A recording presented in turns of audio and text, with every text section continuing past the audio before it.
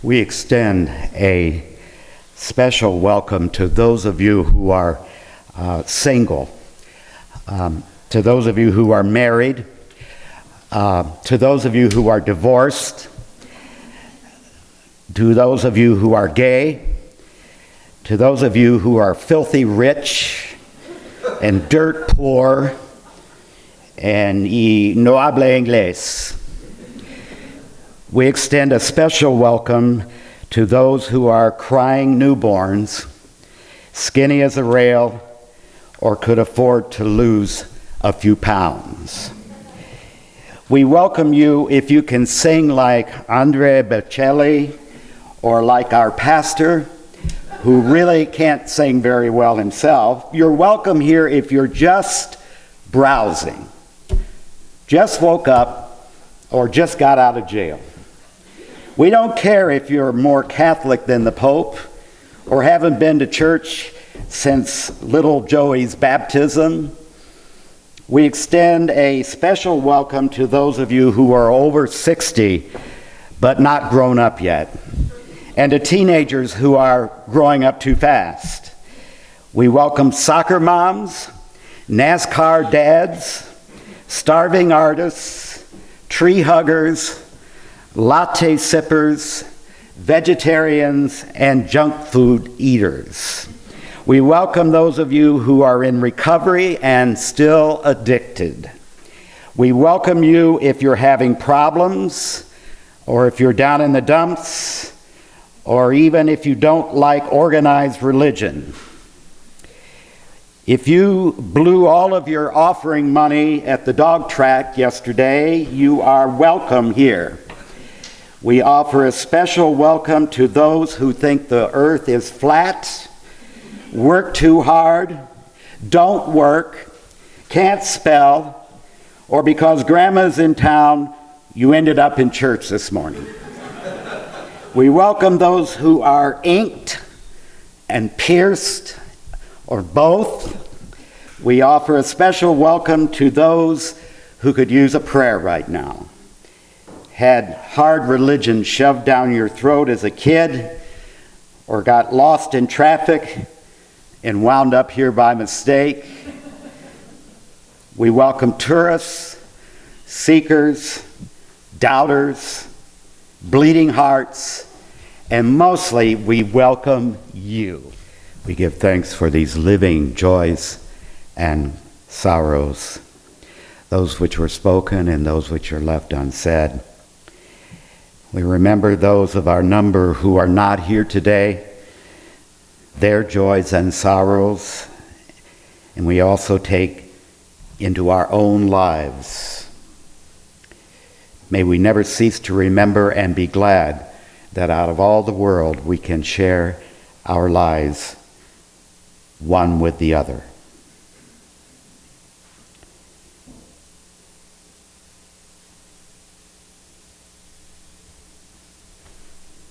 May we enter into the magic of silence, one with the other. And as we silently think on these things, may the Spirit of life renew us.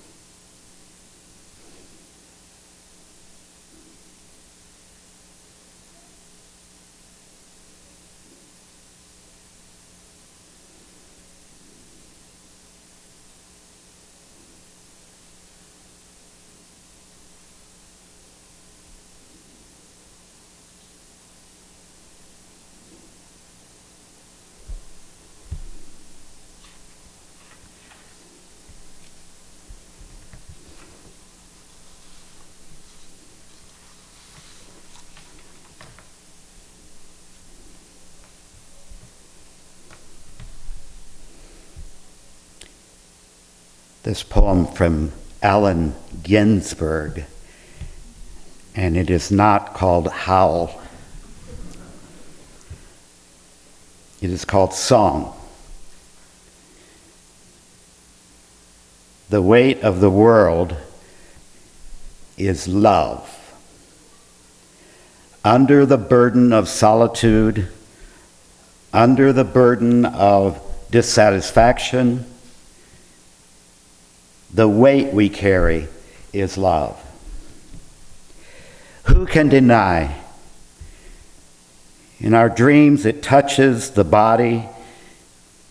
In our thoughts, a miracle in imagination anguishes till born in human. It looks out from the heart, burning with purity, for the burden of life is love. But we carry the weight wearily, and so must rest in the arms of love at last, must rest in the arms of love. Yes, yes, that's what I wanted. I've always wanted to return to the body where I was born.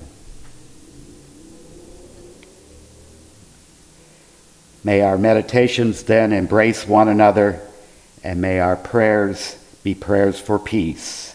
May these things be so. It's actually pronounced eros, not eros or eros or eros, but it's eros. And I looked that up, so that's what it's called. Recently, I told the Worship Associates team that I was changing around some of the themes for the services in these final weeks because I wanted to be sure I said everything I wanted to say and be able to put out the best stuff at the end. And by that, I mean the stuff that I personally like a lot. So today's service and next week's service, which is about passion, and then the week after that, which is about my favorite topic, which is cheap theology. These are all ideas and visions which turn me on. And today, the idea that turns me on is eros. What could be more fun than to deal with eros, the erotic energy that is all around us and within us? And what could be better than to celebrate eros and to praise that erotic world which permeates and enlivens all of human reality? Did you notice the word erotic and how that has a certain feeling to it, a certain effect to it? How there's something suspect about that, something naughty perhaps, even sinful about erotic. Imagine going home today and telling the folks that the preacher talked about the erotic, but he did not condemn it, but praised it. And they might respond by saying, "Where is that church anyway? I think I'll go down there." I do wish to celebrate eros today, and in the celebration there will be a closer look at who eros really is, or what eros really is. We imagine a chubby little angel who shoots arrows at people who then are slain by feelings of great love. And we know that eros is, in fact, the Greek version of the God of love. And I want to tell you from the beginning that eros is my own personal God. I believe in eros. Eros has all of the things that any good God should have. He has at the core of its existence the idea of love, and he goes around spreading that love between people. He's also in Greek mythology considered to be one of the what they called primordial gods, which means the gods that were not born, but who were existent throughout eternity backward, and that everything else came out of God. And in some versions of Greek mythology, Eros is the creator god of the world, that magnificent, sparkling energy that makes the world go was there at the very beginning, very much like the Genesis story, that there was electricity and suddenly the universe came into existence. And chaos, which was another Greek god, was defeated at that time. So Eros has it all. And he's even cute. And you know, that can be something. Most of the pictures of the traditional god, you know, the old guy with the long flowing and the finger pointing and all that, is not very nice. But Cupid is cute. Eros is cute. The great energy of the universe. Wild and out of control originally. A terrifying energy which gave birth to all that we know. And it's the great energy of the universe. We might speak of it as what we say, the spirit of life itself. I believe that's Eros. And its association with love is not accidental. Eros is, I believe, the spirit of love also, which is a strange and fantastic energy which I think draws all things toward union. It draws everything which is separate into one. It is a powerful force which draws people together and makes them attractive to one another. It is the same force that draws all formulations of matter to all other formulations of matter. Perhaps what we could call gravity, which some scientists now say is the fundamental energy of the entire universe. Eros. Here is my personal definition of Eros, and it comes from the great Brian Swimme, astrophysicist and mythologist. Eros is the great allurement which draws all the universe toward union, coming together in union. And this coming together in union often sends out sparks, and all the language that we use about love and how love happens has this dangerous edge to it, this kind of violent quality to it. Hence, Eros has a bow and arrow, and he shoots forth to people who are then drawn together. So there's a violence in all of this. And I think that violence goes back to the original primordial energy that Eros had at the beginning of the world. The great allurement which draws all into union, which draws all the universe into union. Eros. Some of you may know about a wonderful poet and philosopher and spiritual teacher of the last century named Audre Lorde. And she wrote this wonderful book called Sister Outsider, in which she talks a lot about the uses of the erotic as power. Remember, Audre Lorde was one of those on the cutting edge of feminism back in the 1970s and 80s and 90s. Here's what she said: "There are many kinds of power, used and unused, acknowledged or otherwise. The erotic is a resource within each of us that lies in a deeply female and spiritual plane, firmly rooted in the power of unexpressed and unrecognized feelings." And we've been taught to suspect this resource, vilified, abused, and devalued in our Western culture. There are frequent attempts to equate pornography, for instance, and eroticism. But the two are actually diametrically opposed uses of the sexual. Because of these attempts, it has become fashionable to separate the spiritual from the political. And we have separated the spiritual from the erotic, thereby reducing the spiritual to a world of flattened affect, the world of the ascetic who aspires to feel nothing. And she continues to say, the dichotomy between the spiritual and the political is also false, resulting in an incomplete attention to our own inner erotic knowledge.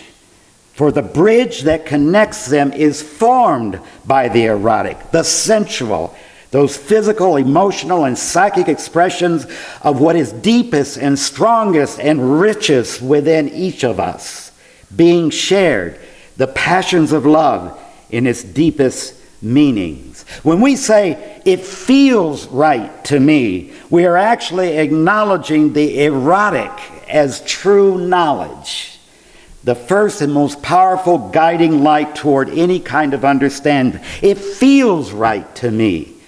The erotic is the nurturer and the deliverer of our deepest knowledge.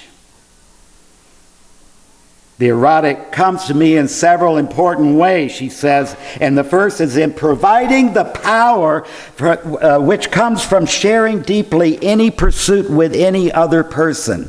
That attraction of the pursuit, one with the other, the sharing of joy, whether physical, emotional, psychic, or intellectual, forms a bridge between what Martin Buber called I and thou. The bridge is the source of erotic energy. Another way in which the erotic connection functions is the underlying of our capacity for joy. In the way my body stretches, for instance, to music and opens into response, hearkening its deepest rhythms, so that every level upon which I sense also opens to the erotically satisfying experience, whether it is dancing or building a bookcase or writing a poem or examining an idea in a group discussion. She tells this interesting story. During World War II, we bought sealed plastic packets of white uncolored margarine with a tiny, intense pellet of yellow coloring perched like a topaz just inside the clear skin of the bag. We would leave the margarine out for a while to soften it, and then we would pinch the little pellet to break it inside the bag, releasing rich yellowness into the soft mass of margarine. And then taking it carefully between our fingers, we would knead it gently back and forth and over until the color had spread throughout the whole bag of margarine, thoroughly coloring it, thoroughly enriching it. Maybe you remember that, those of you who remember World War II. She says, I found the erotic a kernel within myself, just like that little kernel of yellow inside the bland margarine. When released from the intense and constrained pellet, it flows through and colors my life with a kind of energy that heightens and sensitizes and strengthens all of my experience. The word erotic, of course, comes from eros, the personification of love in all of its aspects. And I think eros also personifies personal power and harmony. The erotic is an assertion of the life force of humanity, of that creative energy empowered, the knowledge and use of which we are here to reclaim in our language, our history, our dancing, our loving, our work, our lives. And there is a flow going all around us. You can feel it really if you just notice it. Hold your breath and feel it, and it is there. And what is it? It's that great energy of the universe and it is everywhere and is in all things.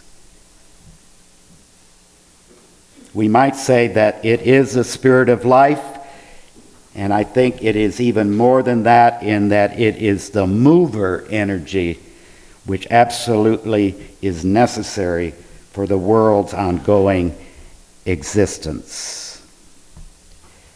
The word hunger has been used in many ways, but I think in a way it's almost a synonym for eros, hunger, the hunger of the universe.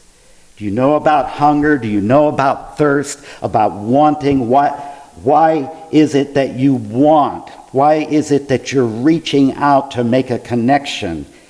It is because you are not complete, because you desire the thing which will complete you. If I only had this one thing, and we're constantly needy and vulnerable, and we hunger for breath, we hunger for food, we thirst for water, we hunger for touch, for closeness, and we yearn for the desires of love. We hunger for touch and closeness. We become ill, we become disabled, we age, we are needy, we are vulnerable beings. And yet through it all, the awareness of our need to reach out and to connect stays with us throughout our life.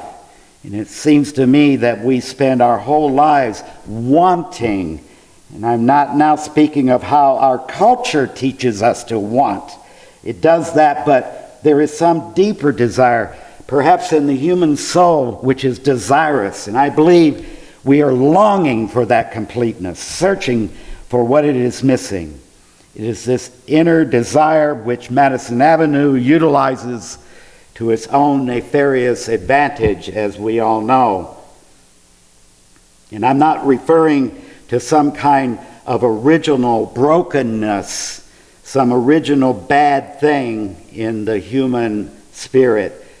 But there does seem to be something missing, some innate longing for something which we do not yet possess. Perhaps you know what I'm talking about. If someone asks you, are you satisfied with your life? What would be your response? Are you satisfied with your life? And in what ways are you satisfied? In what fundamental ways are you not satisfied? Longing, desire, wanting.